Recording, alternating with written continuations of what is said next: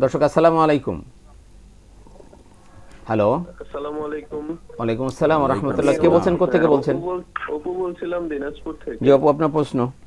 আমার প্রশ্ন রয়েছে তিনটি। প্রথমত আমার জানতে চাই যে সামনে তো কুরবানি, তো কুরবানিতে অনেকে তো এই যে শরীকে যে কুরবানিটা দেয়া হয়, তো এখানে তো আসলে কয়েকজনের ভাগ থাকে, তো অনেকের কাঠটা হালাল কাঠটা হারাম বা স্বচ্ছ কিনা এটা অনেক সময় জানা থাকে না। তো সেই ক্ষেত্রে যদি কোনোটা হারাম থাকে, হারাম টাকা থাকে কারো, সেই ক্ষেত্রে না জানার কারণে সেখানে করণীয়টা কি হবে বা সেই কুরবানিটা কবুল হবে কিনা, এটা একটা জানার রয়েছে। আরেকটা হচ্ছে কোরআন ও হাদিসের আলোকে আসলে কুরবানি বন্টনের সঠিক নিয়মটা একটু জানতে চাই। আর শেষ প্রশ্ন আমার আরেকটা, যে অনেকে ফ্রিজে রেখে যে মাংস খাওয়া হয়, এটা খাওয়া যায় কিনা? কোনটা খাওয়া যায় কিনা? ফ্রিজে রেখে অনেকে মাংস হ্যাঁ হ্যাঁ হ্যাঁ, জি জি জি, বুঝতে পেরেছি। জি, আপনি আমাদের সাথে থাকুন। চমৎকার তিনটি, একদম আমাদের জীবন ঘনিষ্ঠ তিনটি প্রশ্ন করেছেন। আমি ডক্টর সালেহ আপনার কাছে আসছি যে বলছেন যে শরীকে কোরবানি করলে 7 জন 5 জন একসাথে কোরবানি করতেছে, এখানে কারো টাকা যদি হারাম হয় তাহলে কি হবে? এটা যদি জেনে করে আর না জেনে করে দুইটা। হ্যাঁ, অপু ভাইকে ধন্যবাদ জানাচ্ছি যে তিনি জীবন ঘনিষ্ঠ, এখন আমাদের রিলেটিভ, হজের সাথে এবং কুরবানির কাছাকাছি সময় প্রশ্ন করেছেন। যদি এমন হয় যে না জানেন, তাহলে তো সব জিনিসই না জানার ভিতরে আল্লাহ তাআলার মাপটাও ওইভাবেই আল্লাহ তাআলা করবেন। কিন্তু যদি কোনো রকম জানা থাকে, সেই ব্যক্তি যে কোনো তার খলতমলত বা ত্রুটি আছে তার অর্থ কামাইয়ের ভিতরে, তার সাথে কোরবানি জায়েজ হবে না। মানে একজন শরীকও যদি কোনো রকম সে অন্যায় অবিচারের সাথে জড়িত আছে, তাহলে স্পষ্ট মোটা দাগের কথা হচ্ছে সকল শরীকের কোরবানির গোশত তার জন্য মানে সবার কোরবানি নষ্ট হয়ে যাবে। এই জন্য কোরবানিটা সেনসিটিভ। আমি অনেক সময় বলি যে কিছু না পারেন, আপনি একটা খাসি কিনেন, সেটা আপনি দিয়ে দেন। এখন বর্তমান প্রেক্ষাপটে কিন্তু খুব এই বিষয়টা হালাল হারাম তমিজ করার ক্ষেত্রে একা একই কোরবানি দেওয়া সবচেয়ে উত্তম। জি, চমৎকার বলছিলেন।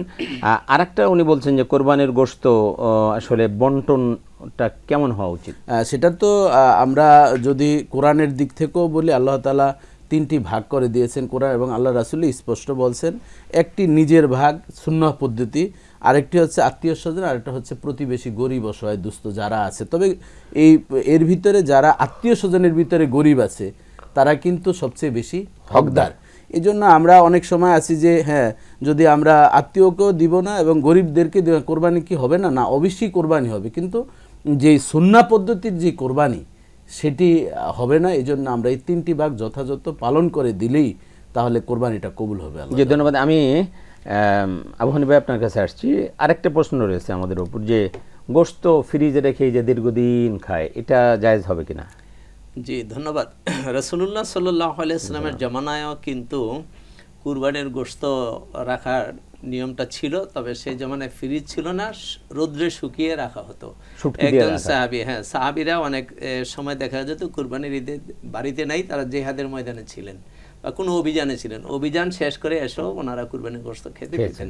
এখানে এরকম কোনো শর্ত নাই যে আসলে দীর্ঘদিন রেখে কুরবানির গোশত খাওয়া যাবে না। যতক্ষণ পর্যন্ত এটা স্বাস্থ্যের জন্য ক্ষতিকর না হয় ততদিন রেখে খাওয়া যাবে, এতে কোনো অসুবিধার কিছু নেই। তবে গরিবদের দিকে তাকানো উচিত। আমি এটা কোরবানি করছি আল্লাহকে সন্তুষ্ট করার জন্য। কোরবানি মানে কি? মানে উৎসর্গ করা। এটা আল্লাহর পক্ষ থেকে জিয়াফতের দিন, সকলেই। সুতরাং আমি নিজে যেমন খাবো, আমার আত্মীয় স্বজন সবাইকে দেব, গরিব মিসকিন যারা আছে তাদেরকে দেবো, একদম সব নিজে ফ্রিজে না রেখে। এটা এর সাথে আমি একটু বলি, এই কোরবানির সময় আসলে ফ্রিজ ক্রয় করার একটা মানে বিশাল একটা মানে রমরমা পরিবেশ। এই জন্য গোস্ত তো সারা বছরই পাওয়া যায়। এই যে ফ্রিজিং করে অনেকে ভাবে কি এই যে কোরবানির গোস্তটা যে দীর্ঘদিন, এটা শেফা রোগের, হ্যাঁ ঠিক আছে শেফা, কিন্তু এই আরোগ্যটার একটা সীমাবদ্ধতা আছে। অনেক ফুকাহে কেরাম বলছেন সেটির মেয়াদ 1 মাস হতে পারে। এরপরে যদি আপনি রাখেন, সেটা দেখা যায় আপনি ভোগবিলাসিতার জন্য রাখছেন, এরপরে এটার শেফার অন্তর্ভুক্ত মানে জায়েজ হলেও এটা অনুচিত। কিছু বিষয় আছে যে জায়েজ, কিন্তু গরিবদের দিকে তাকাতে হবে। আমার প্রতিবেশী, আমার গরিব আত্মীয় স্বজন, গরিবদের যে হকটা 2 ভাগ, ওটা দেওয়ার পরেও তো অনেকের আছে যে 3 ভাগের 1 ভাগই নিজে রাখলেন, হ্যাঁ, সেটা অনেক ফ্রিজে রেখে খেতে পারে। জি।